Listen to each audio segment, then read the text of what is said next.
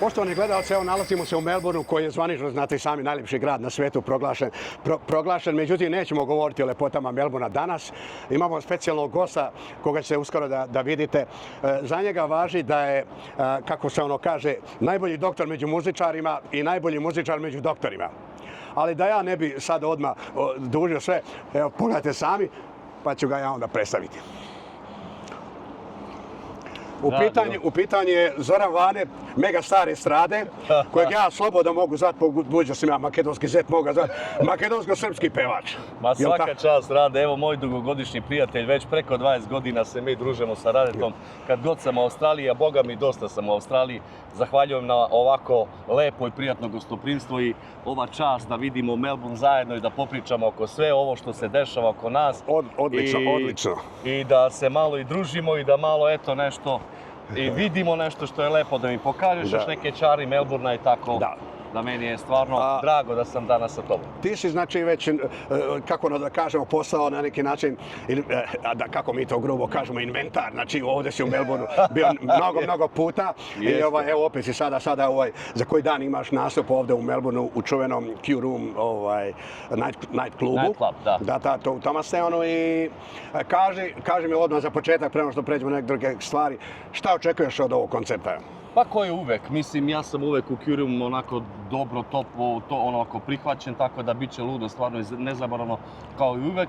Znači, znaš kako, svaki pevač koji puni klubova i diskoteke, on je često u Australiji, tako da eto ja dokazujem sa mojim dolaskom da ja, kad sam česti pevač ovde, kao što ti kažeš, inventar postao Australije, znači da mene publika voli, da dolazi, da se družimo, zato što stvarno ne mogu da se ja sam hvalim, međutim, stvarno su žurke nezaboravne. To je tako veselje, tako kao da si na nekoj stvarno veliko veselje, kao na svadba, kao na rođendan, kao na neki klub diskoteka. Znači ima za svaki ukus, za svaka generacija po nešto, od 18 pa do 88. Bravo. A ok, ti si jedna izvanredna, ajde da kažem, priča, zato što muzika jednostavno nije sad tvoje primarno zanimanje, ali ti izvanredno plivaš još uvijek u toj vrsti umetnosti i tako dalje.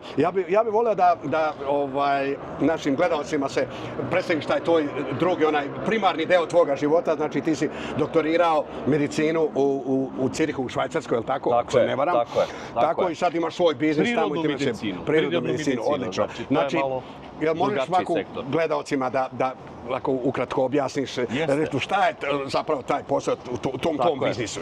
Jako interesantno i pošto je to već trend u Evropi, nadam se i u Australiji, ja sam studirao 5 godina na prirodnim medicinskom fakultetu u Cirihu.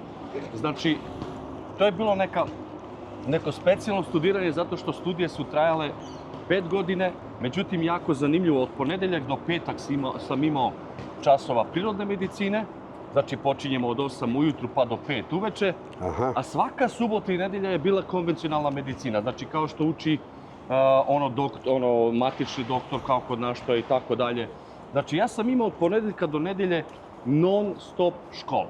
Znači ja nikako nisam imao pauzu, jedino moje pauze su bili recimo kad su onako raspusti recimo u Švajcarskoj, tad sam ja imao raspuste. Znači ja sam imao 4 nedelje raspust u celoj godini. Znači tih 5 godina, zato sam ja malo i nestao sa estrade, nisam bio tako aktivan i tako dalje, zato što sam se stvarno koncentrisao na nešto što je, kako da ti kažem, moja budućnost, kako sam ja sebe video, zato što muzika kao muzika, to ima isto rok trajanja. Ne možemo mi zavisiti celog života od muzike, znači moje ideje su bili da ja ipak imam jako veliku školu koju mogu da radim sa, što se kaže, sa normalnim ljudima, sa ljudima koji zaista traže pomoć u neko prirodno zdravlje, zato što za mene prirodna medicina je nešto stvarno, neki cukum, što bi se reklo na nemački, ili neka idnina u svemu tome, zato što... Budućnost, znači. Ja, budućnost, zato što zaista možemo da pružimo ljudima da se leče na zdravi način, da se leče na neki način koji što zaista nemamo nikakve hemije, nemamo neke supstance koje, recimo, sada lečimo jedno, a oštećujemo drugog deo organizma ili drugih deo. Čekaj, ja bih tu malo da te sad prekinem. Dobro. Ja, znači, pretpostavljam da imaš veliki broj pacijenata, ljudi sa našeg podneblja. Tako je. Da kažem od Vardara pa do Triglava. Prvo što je dobro zbog jezika, znači sporazumevanja i tako dalje. Mislim, kako se ti u celini zadovoljan sa našim ljudima tamo koji te posećuju? Da li su zadovoljni? Koliko su oni zadovoljni sa tvojom praksom i tako dalje? Pa da, moja praksa već traje 12 godina, što znači da ukoliko nešto nije kako treba, ti bi već zatvorio prvih 2-3 godine. Što znači da za ovih 12 godina sam zaista stekao veliku popularnost i kao, evo, doktor prirodne medicine, zato ja nastavljam dalje, usavršavam, znači sve što je moguće i zaista imam jako velike uspehe tu i ne mislim to da stanem. Sigurno, zaista idem u tom pravcu sve više i više, sve dublje i dublje, tako da imam jako veliki broj pacijenata koji su prezadovoljni i naravno svaki dobri glas se uvek daleko čuje, što znači da jedan pacijent kad dođe, kad bude izlečen od neke bolesti koje možda 5, 6, 7, 10 godina tražio izlaz u konvencionalnu medicinu i ti ga izleči za 2-3 meseca i onda ono to zadovoljstvo priča svakome i tako imaš ti sve više i više pacijenata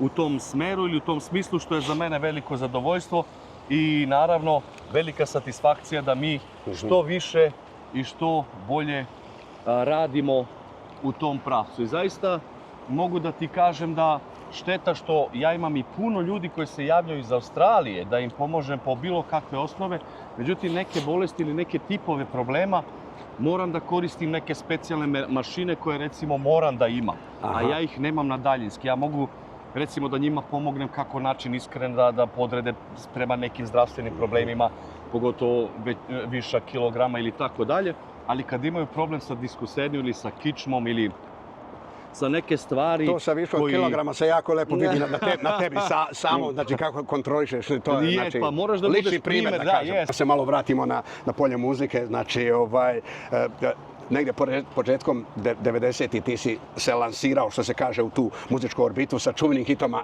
Angela koji je makedonski bio mega hit. Tako je, i osvojio je tamo. Ja pretpostavljam da su mnoge devojke sekle vene na tu pesmu, neke zbog pesme, neke zbog tebe samog, da si bio ovako naučit momak, razumeš, u to vrijeme. Ali verovatno i njihovi neki momci koji su ljubomorni bili na to i tako dalje. Kaži, šta te, recimo, posle takvog jednog mega hita koji te lansirao, znači, šta te, recimo, nateralo da kreneš, recimo, da se otišeš prema Beogradu, recimo, prva stanica je, to ti je bila u karijeri? Znaš kako, ja sam naravno bio muzičar i pre Angela. Angela je nastala 1993. godine, tačno, na jedan festival koji se zvao Cvetnici u Makedoniji. E sada, to je bila moja prednost što sam ja imao isto svoj orkestar, što sam radio dosta na usavršavanje moj glas. Naravno, u moj orkestar sam bio ja jedini pevač. Znači, svi su bili samo svirači. Ali ti si isto i svirao u isto vremena. Jeste, harmonikaš sam bio. Bravo. U to vreme sam bio harmonikaš, svirao harmoniku i pevao, a svi ostali, dobro i bubnjar je malo nešto meni pomagao, ali sam ja celo vreme vodio taj program od početka do kraja. I to je bilo jedno jako veliko iskustvo, što znači da sam ja sa 16 godina već bio u kafani, svirao. Što je jako danas retkost, recimo, škola života, je li tako? Pa, više od pola života. 16 godina sam bio u kafani i onda to moje iskustvo navelo da ja, kad sam izašao faktički... Evo, izvoli ovde malo da pošto malo kiša se sprema, pa ćemo ovde da nastavimo. Pada kiša pa se stiša. Tako je. Sedi tu. Alright, ok, znači ajde da nastavimo još recimo o Makedoniji. Da, jeste, tako da Angela je nastala kad sam ja sa svoje lično iskustvo koje sam već po kafanama, kako ti kažem, od 16 godine već dosta nakupio. Ja sam bio, mislim, to je bilo 93. 22 godine skoro sam imao, tako sam bio u taj puni ek, što bi se reklo, u moje mladosti. I naišla je ta pesma Angela iz jednog mog sugrađanina, isto iz Štipa, koji, recimo, ja sam svirao tada u jedan kafić kao sam. I on je mene pitao, Zoki, imam jednu pesmu što bih hteo da pošaljem na festival. Kako se zove, znaš možda njegovo ime? Mirče Kikiritkov, da. Tako je, njega malo da promovišemo. Da, iz Makedonije, ne baš iz mog grada, iz Štipa, pošto sam ja već prošle godine, pre te godine bio kao debitant na taj festival, on je mene primetio I onda mene pozvao, imam jednu jako interesantnu pesmu, ajde da napravimo demo snimak da je pošaljemo na festival.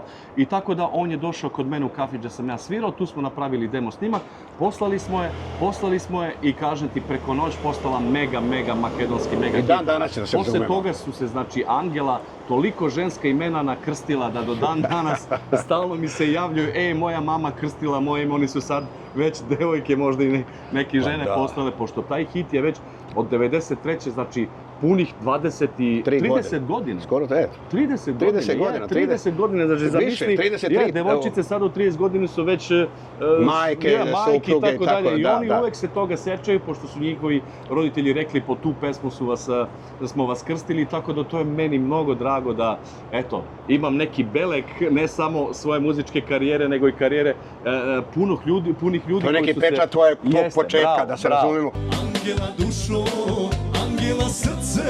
Koji dan danas traje, hvala Bogu. To je ta priča i onda sam još bio jako aktivan na tih festivala u Makedoniji, zato što te festivali su bili naša odskočna daska u to vreme i tako da posle je nastalo ono što je nastalo što se tiče grand produkcije i snimljenje ostalih pesama što se tiče malo internacionalnijeg karaktera u Srbiji. Dobro, da se malo metaforički izrazim, znači, posle tog ogromnog hita, znači, onda si ti krenuo, ajde kažemo, južnom prugom prema Beogradu, znači, i onda su nastale ti, koji smo već spomenuli, ti čumeni hitovi. Kako si došao do granda, kaži nam i s kim si sarađivao? Tako je, znači, ja sam se 97. godine odselio u Švajcarsku. Znači ja od 97. godinu sam ja oženio se u Švajcarskoj i tamo sam počeo svoj život. Jeste, iz našeg, ona isto iz Makedonije. Tako da sam se ja na neki način probao da se privikavam na tu sredinu, malo mi je trebalo dosta vremena, 1-2 godine onako baš sam se borio da se snađem, da vidim gde ću, šta ću, kako ću i sam oformio svoj bend isto tamo.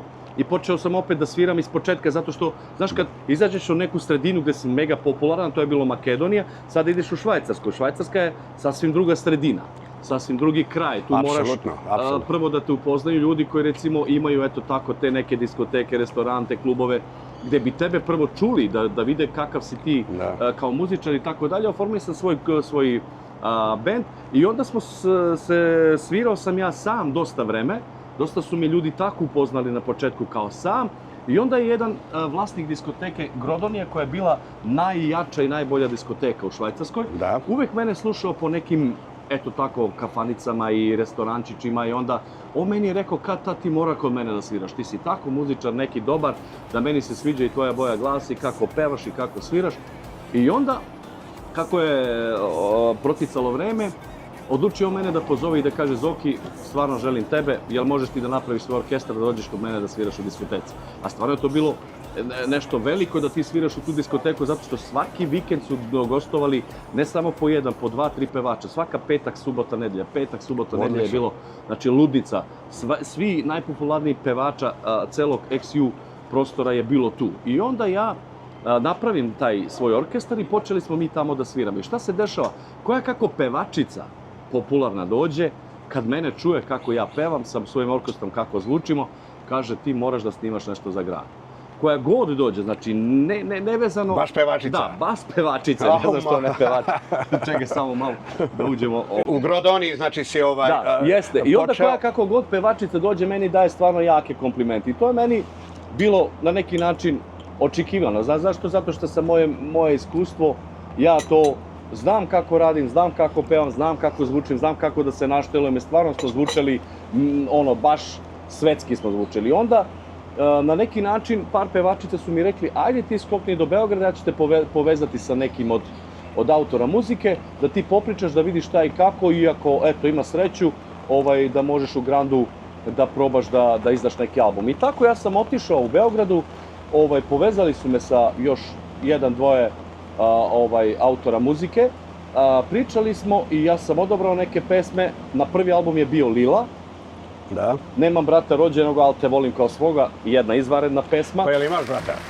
Nemam brata rođenog, znaš, ali vidiš, ja Radeta volim kao svoga. I lično je. Da, kao mog dugogodišnjeg prijatelja, ja stvarno tebe kao čoveka prvo jako cenim i poštujem i stvarno si veliki profesionalac A što me najviše imponuje, ti si jako veliki veseljak. Ti znaš da uživaš u muzici i ti praviš show, brate, više nego ja na bini. Znači, 50 godina dok je novinarskog iskustva, uglavnom sa estradom. Jeste. I tako je počelo to sa Lilom, pa onda sam otišao u Grandu, kad je čuo Saša Popović, pokojni tada, Bog da mu dušu prosti, on je bio oduševljen sa album koji sam ja njemu predložio.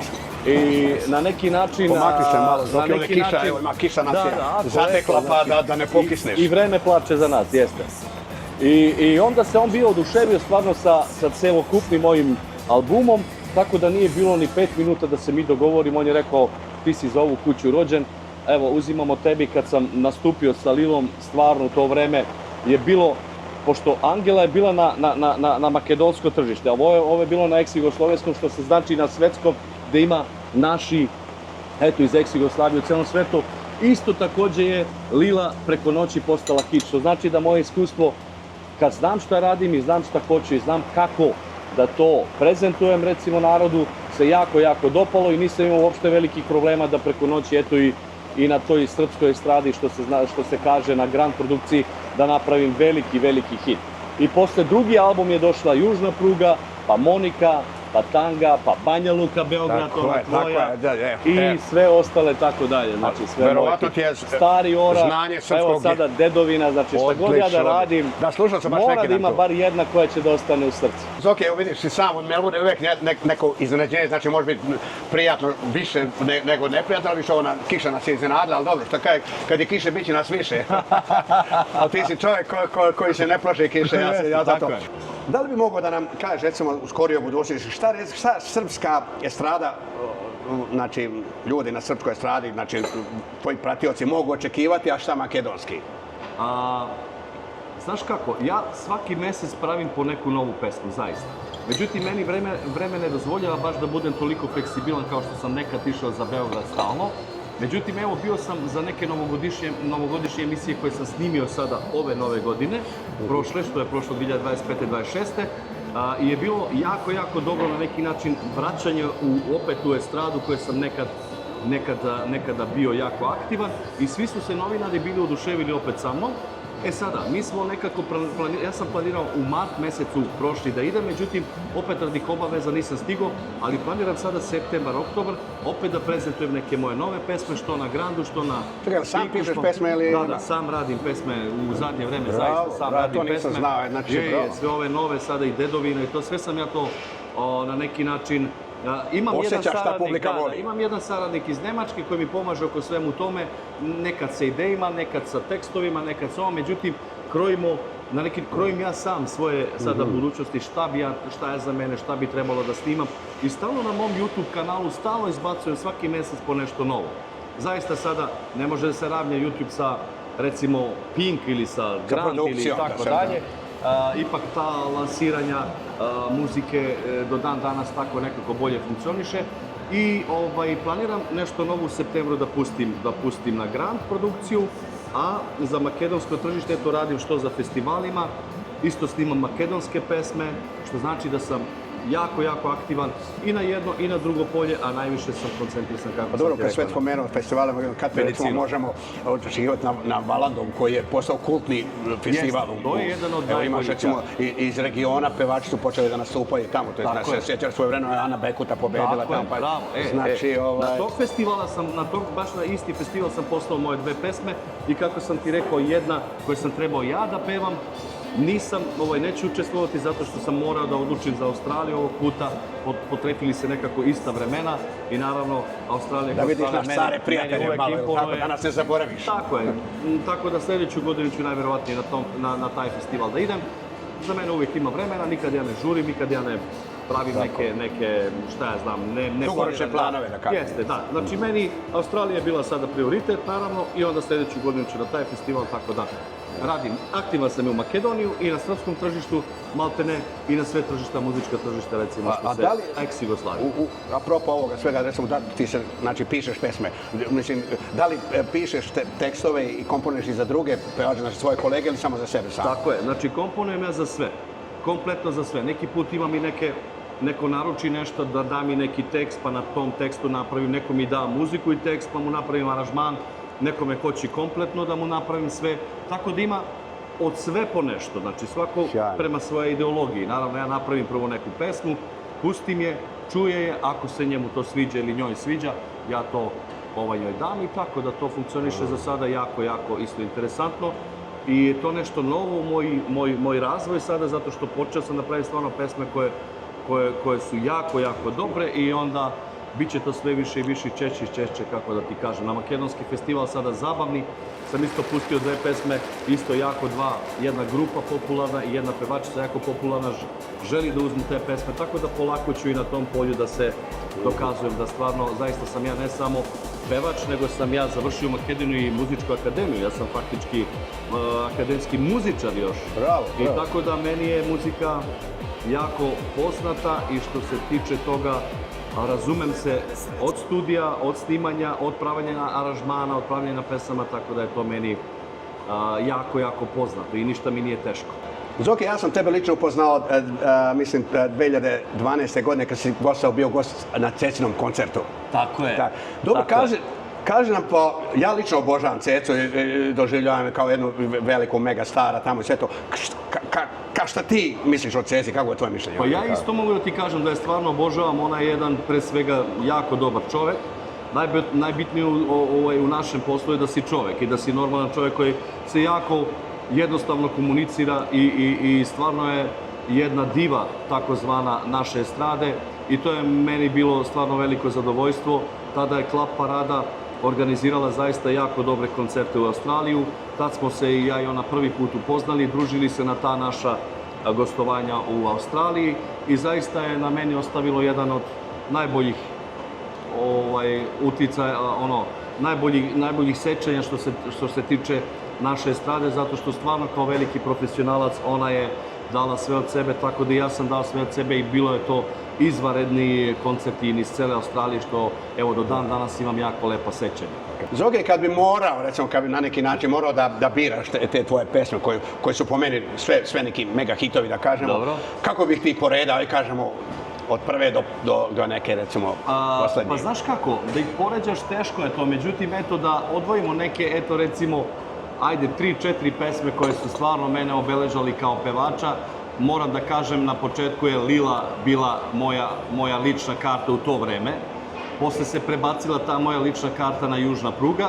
Moram Južnu prugu da stavim na drugo mesto, iako je ona do dan danas isto takođe mega hit i se sluša po sve klubove i sve diskoteke. Onda mogu da kažem sada na treće mesto mi je jako za kratko vreme izbila moja isto pesma Dedovina. Pa onda mogu da kažem po Dedovinu Stari orah, koja je nešto sličnom intenzitetu. Stari orah, suše mu se grane, opet jedna jako setna i tužna pesma za naš stari kraj. Pa onda mogu da kažem, eto, Banja Luka, Beograd, ova tvoja. Onda ide Monika, da si harmonika, pa ide Tanga. Pa nemam brata rođenoga, ali te volim kao svoga, zove se U nevolji prijatelji, znači i tako dalje. Imam zaista pesme koje mogu, slobodno da kažem, celi moj koncert da održim samo sa moje pesme. Toliko za ovih 30 godina mog rada na estradi mogu da kompletno celi moj program samo moje pesme, međutim ja sam internacionalni pevač i poštujem sve ljude koje dolaze na te koncerte. Angelu sam preskočio. Angela sam preskočio, to si u pravu, to je već na makedonsko tržište bilo, što je jako malo ljudi onako internacionalno znaju. Angela je moj prvi hit u Makedoniji, moja lična karta u Makedoniji i onda ima Mako Befme zajedno. Ima dosta pesama koje do dan danas su mega hitovi i se slušaju u Makedoniji. Tako da, nadam se da svi moji obožavaoci lepe muzike uvek mogu na moj YouTube kanalu da nađu za sve generacije pesme koje zaista od zabavne muzike do narodne muzike, tako da sam ja jedan od tih pevača koje mogu u obe na neki način vode da plivam. Sa time sam dokazao, Južna pruga je totalni zabavnjak, a Lila je totalni narodnjak, tako da je to retkost i nadam se da će to mene ta baš retkost da drži što duže na estradi. Ti, naravno, dugi niz godina, rekao si pre u jednom odgovoru, od 97. godine si u Cirihu tamo. Tako je. Kad bi, eto, se desilo nešto da bi se jednostavno morao da vratiš, recimo, na prostor Balkana, sve, gde bi izabrao da živiš? Pa znaš kako, ja moram da budem iskren. Nekako iskustvo moje kroz život, evo, kad sam se vraćao x puta za Makedoniju i tako dalje, jedne godine sam imao jako nezgodnu neku nezgodnu situaciju. Ušli su neki kratci u moju kuću, pokrali su sve što su mogli da pokrade. Znači, baš su mi napravili ogromnu štetu. I sada na svemu tome, kad je naša policija trebala da intervenira profesionalno i prema svim propisima, oni su se meni smejali u lice. Ajde, šta je to za tebe? Znači, bukvalno, ne mogu ja da rizikujem, ajde, svoj život da, ali život svoje dece, da kažem, živio u Makedoniju. Iskren da budem sa rezervom, ne bi. U Srbiju ja nikada nisam živeo, tako da to na neki način nije mi neka poznata sredina. Ja i kad sam snimao Lilu, Moniku i sve ostalo, ja sam dolazio iz Švajcarske, svaki vikend recimo, dođem u utorak, snimam na emisije do četvrtak, ja se petak vraćam u Švajcarsku. A Banja Luka? Banja Luka, Beograd isto tako, također, znači ja sam... Da li bi mogao da živiš u Banja Luci? U Banja Luci nikad nisam bio. A nikad nisi bio? Do sada nikad nisam bio. Neverovatno. Neverovatno. Lep grad. Tako da budem iskren, voleo bih, međutim sve dok je situacija kako jeste, situacija koja svi znamo kakva je godinama, sve dok se to lepo ne profesionalno sredi, nemam neku volju, nemam neku želju, još više imam razočarenje, ja sam iskren, meni je žao, to će meni mnogo da zamere. Ti bi birao neku drugu evropsku zemlju. Mogu da zamere, međutim, napravite sistem, napravite kako treba, a ne da vam ljudi bežu iz države i da vam sve više i više omladina odlazi. Ja ne mogu da budem neiskren, ja moram da budem iskren. Naš sistem, znači primećuju danas ljudi, pogotovo omladina je jako inteligentna, školuju se, pametni su i već gledaju kako funkcionišu naše države. To se meni uopšte ne sviđa. E sada, ja sam zbog toga na neki način i 97. odselio iz Makedonije, da meni bilo tamo sve lepo. Što bi ja tražio u Švajcarskoj? Mi smo imali nekada u bivšoj Jugoslaviji, ja sam jedan mali deo zadržao iz tog vremena, što će možda isto da mi zamere. Međutim, tada je sistem bio sasvim drugačije. Tada su svi ljudi živjeli puno bolje nego Švajcarsku, Nemačku, sve ostale države. Mi smo bili država za primjer cele Evrope i odjednom je sve nekako nestalo, sve ko je gledao na svoj način.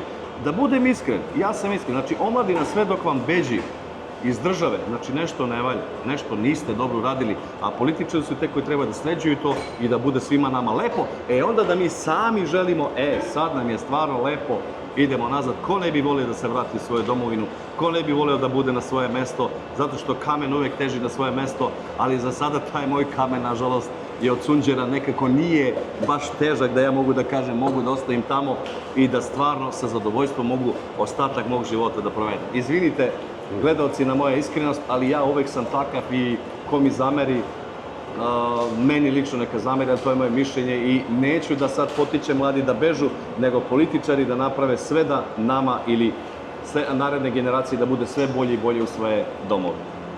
Ti reče da nisi bio u Banja Luci nikad. Otkud recimo taj mega hit da Banja Luka, Beograd? To je bilo jako interesantno, jako interesantno. Znaš zbog čega? Banja Luka, Beograd je nastalo ovako. Ja sam jedan vikend pevao u diskoteci Pink. To je u Cuk u Švajcarskoj.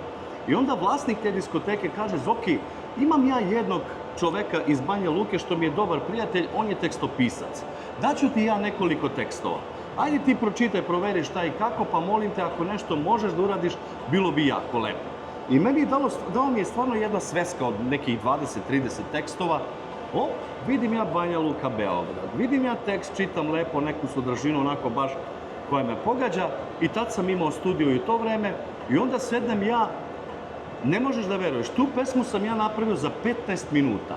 Bravo. Zato što me tekst poneo, emocija ponela, jako zanimljivo ispalo. Pogodila te pesmu. I ja sam snimio tu pesmu, mogu da ti kažem, za nedelju dana. Kad sam pustio tu pesmu, to je postalo, da ti kažem pravo isto, za jako kratko vreme, mega hit, ali što je još interesantnije, tu pesmu ja nisam izdao za Grand, nego sam izdao za svoju produkciju. Tada sam imao Vane produkciju koja je samo preko interneta za jako kratko vreme postala veliki hit. Neverovatno. I to je taj uspomen iz Banja Luke, Beograd. Meni je žao što do sada nikada nisam bio tamo, ali obećaj da ćeš otići. Ali nadam se, eto, da će imati neki povod da bih stvarno posetio i volio bih da vidim Banja Luku, naravno. Evo od moje lično ime, ja sam Zoran Vanev i pozdravljam sve vaše gledalce ove televizije. Evo da ve pozdravljam od moje lično ime i da vi postakam sve najubavo. Pozdrav do site koji ne gledat. Poštovani gledalci, to je taj naš čuveni Zoki, čovjek pun empatije, znači veliki profesionalac, znači drago mi što je odvojio svoje vrijeme tako da se malo sa nama druži. Zoki, dobro nam došao u Australiju, pa nadam se da ovo neće biti ni zadnji put, da ćemo se još uvijek mnogo družiti. Bolje te našao, stvarno zaista je meni uvijek zadovoljstvo s tobom da se družim, da malo pijemo, da malo pričamo, da se malo družimo i naravno na koncert da ludujemo, brate, to je naše zanimanje. Tako je. Pozdrav svim gledalcima i želim sve najlepše i dobro nam došao. Do sljedeće viđenje.